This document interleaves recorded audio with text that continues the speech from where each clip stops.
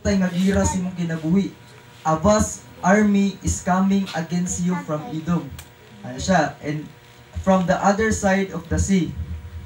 It's already in Hazon Tamar that is in Gedi. And verse 3, alarm Jehoshaphat, ano siya nga, pag binantayon ka, resolve to inquire of the Lord.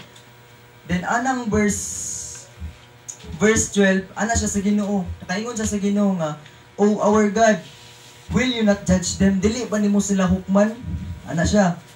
For we have no power to face this vast army that is attacking us. Ana siya nga, wala mi kaya Lord nga makigbugno anak nila.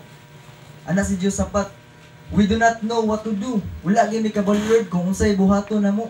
Ani nga war, kaning gubat na imong gipadala nimo kanako. So anang verse 13, all the men of Judah with their wives and children and little ones stood here before the Lord. Anang verse 14, then the Spirit of the Lord came upon Jahaziel, son of Zeriach, the son of Benia, and the son of Jel. So anang verse 15, kabulo ka unsay giingon ni Lord after nag-complain sa Jehoshaphat. Paghuman nag-ingon nga Lord, unsaon man ni namo nga wala man mi kabulo sa among buhaton. Unsaon man ni namo Lord nga daghan kig army nga nagapalibot sa mua nga atakihon mi pero wala man mi kabulo Lord. Unsaon na mo na pag-overcome. Then ana si Lord sa verse 15, ana yang promise, so he said, listen King Jehoshaphat, paminaw Jehoshaphat, and all who live in Judah and Jerusalem. This is what the Lord says to you. Kabalo ka unsa gingon sa Ginoo after niya complain, paghuman niya bagulbol sa Ginoo nga Lord, wala mi kabalo unsaon ni pagpildi sa mga kalaban Lord. Wala mi kabalo kung unsaon mo pagigbugno ana nila. Then he said, listen King Jehoshaphat and all who live in Judah and Jerusalem. This is what the Lord says to you. Do not be afraid or discouraged because of this vast army. Ayaw kabala ka ng mga army nga nagapalibot kanimo. Ana siya, for the battle is not yours, but God is. Amen. So, masabtan na to sa verse ba nga, ang battle di ay, dili din na para sa imuha. Kung maka-encounter gani kag battle sa imong life, na wala ka kabalo, saan pagsulbad, all you need to do is to seek the Lord. Seek Jesus, seek His comfort to you.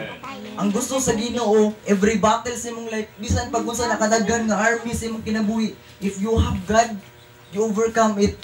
Kaya jud kayo sa Ginoo nga tagaan kag kalinaw, tagaan kag kalipay kung kauban nimo siya. If kauban nimo si Lord sa imong battle, kung kauban nimo Ginoo sa imong pagigbugno, kaya jud kay na ni Lord. Ana siya oh. Paminaw Jehoshaphat and all who live in Judah kay nganong giingnan siya ni Lord, kanalisang sila. Na-overwhelm sila, na-discourage sila, Lord, ngano man ni? Wala mi kabulong saon pagbuhatan ni, saon ni pagigbugno mamiya ni Lord, nga wala man ni power over sila. Dili ba mo na sila hukman Lord? Pero ang promise ni Lord is ayaw mo ka-discourage kay ang battle dili na sa inyo kung dili kuha. Amen. Palakpakan na to si Lord. Then ana siya diri sa verse 15 no? Ay verse 16, tomorrow the battle, tomorrow march down against them. They will be climbing up by the pass of Ziz. So diri ta sa verse 29. Praise God. No, ano siya, the fear of God came upon all the kingdoms of the countries when they heard how the Lord fought against the enemy of Israel. So, kung masabtan na to sa verse, si Lord di ang nakigbugno ana nila. Dili de si King Jehoshaphat, even the King Jehoshaphat worrying about his day. Nabalaka ang hari kung masaon niya pagigbugno. Pero anang verse 29, ang kahadlok sa Ginoo ni adto ka Jehoshaphat sa kingdom of the countries when they heard how the Lord had fought against the enemies of Israel. In the verse 30, kabulo ka unsay promises si Lord in times of battle, kumuduol ng kasaya. Ingon ang 2 Chronicles 20 verse 30, and the kingdom of Jehoshaphat was at peace.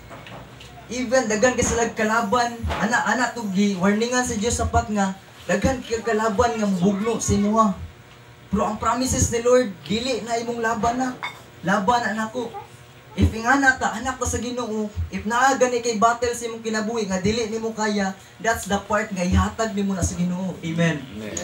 Kana nga parte sa imong kinabuhi, kung dili gani mo na kaya, kung dili gani nimo na kaya nga battle sa imong kinabuhi, ihatag na sa Ginoo. Kay ngano, ingon ang verse 30, and the kingdom of Josaphat was at peace. Kitagaan og kalinaw sa Ginoo. Amen. Nga si Josaphat na overwhelmed sa problema, na overwhelmed kay naay battle nga niabot siyang kinabuhi. Pero ang say promise ni Lord was at peace, for his God had given him rest on every side. Kitagaan siya kalinaw sa Ginoo, kitagaan siya katagbawan sa Ginoo. Even gani hari si Josaphat, pero ano naka-feel man siya worry, ano naka-feel man siya dili maayo. Amen. So number 1, ako tulo ka puntos diri. Number 1 is sharpen your faith in times of trouble, in times of battles in life. Kay ngano, the moment gani nga i-sharp nimo imong faith pagtuo sa Ginoo, that's the moment ka ang Ginoo mo empowered sa imo. Dira makasulod si Lord if na kay faith siya. Musaon pagtabang sa Ginoo sa imo kung wala kay pagtuo. Amen. So number 2, ang ikaduha nga puntos is if naa gani kay battle sa imong kugalingon, ayaw ka ulaw nga muduol ka sa Ginoo. Kay kabalo ang Ginoo kung unsay struggle nimo karon.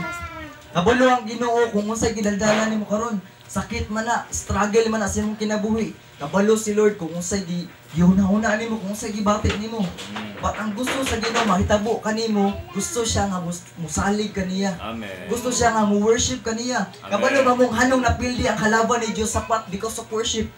Kabalo ka unsay gingon sa verse, basahon na to dire. Thank you, Lord.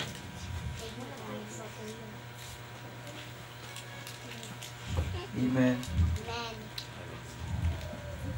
Oh, then led by Josaphat, all the men of Judah and Jerusalem turned joyful to Jerusalem, for the Lord hath given the cause to rejoice over the enemies. So kung mabasa na to sa NIV version, no, lahi man nga version katatay.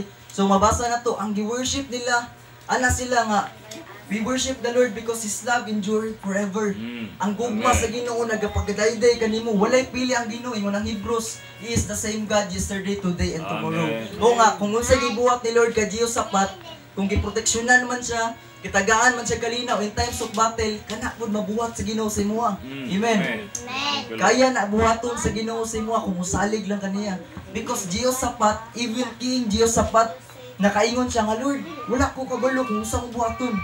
Muna, nga tao raman ta, yes, mawuri ta sa atong kagalingon, but we need to seek God.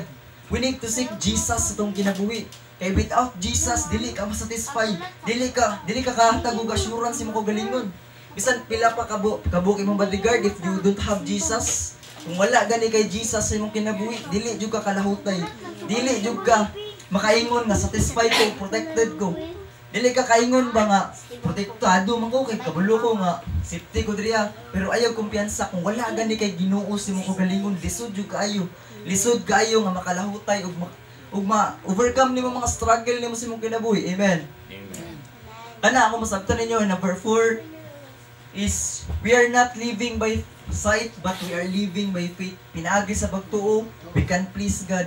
Diya ta, the moment gani nga mutuo ka sa Ginoo, the moment gani nga ihatag nimo kay Lord ang tanan in times of struggle, kana pud nga moment ka si Lord nimo laban sa imo, instead nga imuha ng battle, dili na imong battle.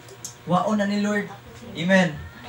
Kanang burden nimo karon nga wala ka kabalo sa imong kasulbad ana, but He is the God who lives in you and give you comfort. Amen. He is the God na kung unsa may wounded nimo karon, ang wounded nimo kasakit nimo, kabalo na si Lord nga i-turn na niya into purpose. Laay purpose ganong nasakitan ka karon, laay purpose ganong wala, anong lacking ka karon. Kay ngano, that's the moment nga ginatawag ka sa Ginoo, anak. Anong diha man ka magpundo nga naa man ko. Amen. Hallelujah. Muna nga dapat kita as a believer, no, dapat magpadayon ta sa Ginoo. Ug even ay mga battle sa life karon, tao ra man jud ta, daghan man jud tag battle, but we need to seek Jesus. Kailangan na to ang Ginoo. Labi na ron nga generation, daghan na kayo nagkalala ng kalibutan, but atong masabtan ba nga dili ta angay malisang, di ta angay mabalaka, because God is with us. Amen. Amen. He will never leave you nor forsake you. Anagi siya nga dili kaniya biyaan o dili jud kaniya pasagdan. Amen. So tapuso na to ni sa Mateo 11:28, that's the promises of the Lord nga if you remain, kung mag-remain lang jud ka sa iyang pulong, ana siya nga, come to me, all you are weary and burdened, and I will give you rest. So manindog ta. Amen. Let's pray, no? In the name of the Father, the Son, the Holy Spirit, and the Lord.